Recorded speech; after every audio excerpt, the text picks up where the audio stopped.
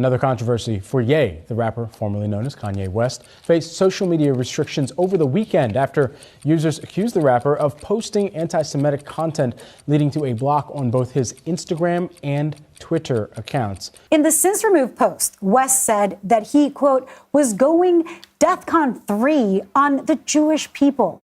If you are an honest person, you did not think this tweet was anti-Semitic. You did not think that he wrote this tweet because he hates or wants to genocide Jewish people. This does not represent the beginning of the Holocaust. That's if you're an honest person, you'll meet that. You will admit that, right? If you're an honest person, when you read this tweet, you had no idea what the hell he was talking about.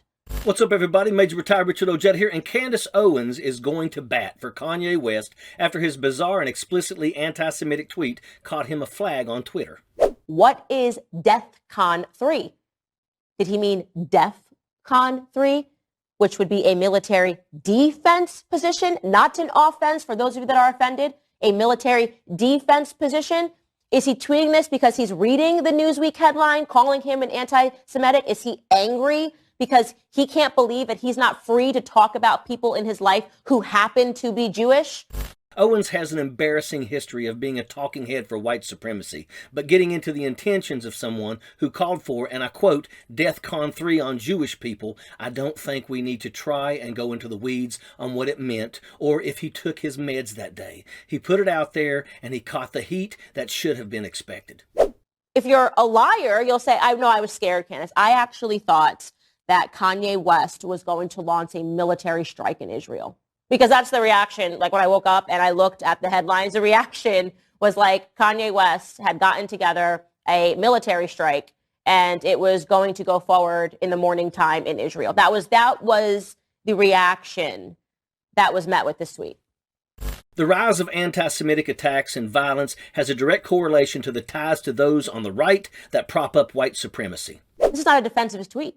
This is an open question, which never seems to happen anymore. It's like you cannot even say the word Jewish without people getting upset in the same way that you're not allowed to say black anymore. It's not just about attacks on black and brown people in the United States. Jewish people have endured a horrific past, and a softening of that past and the rewriting of history by the right wing is part of the awful trend.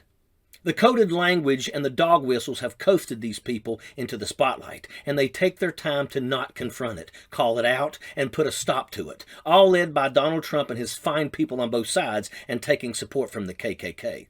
This is not a coincidence. There is data to show that correlation between this type of rhetoric and the attacks on Jewish communities and any other community targeted by the right wing. They go after a lot of them. We don't have room for this in our country. Targeting groups of people because they don't align right up to your religion is the exact opposite of what we're founded on. This isn't a theocracy, but the right wing would sure love to have it that way. All the while, they live a life quite different from that of their Christian idols, but they get away with it. There shouldn't be a push this hard to defend someone for saying something this clear. When someone tells you who they are, believe them. And the right and white supremacy seem to be fine in the same room together. And that's a fact. Sappers clear the way, airborne all the way.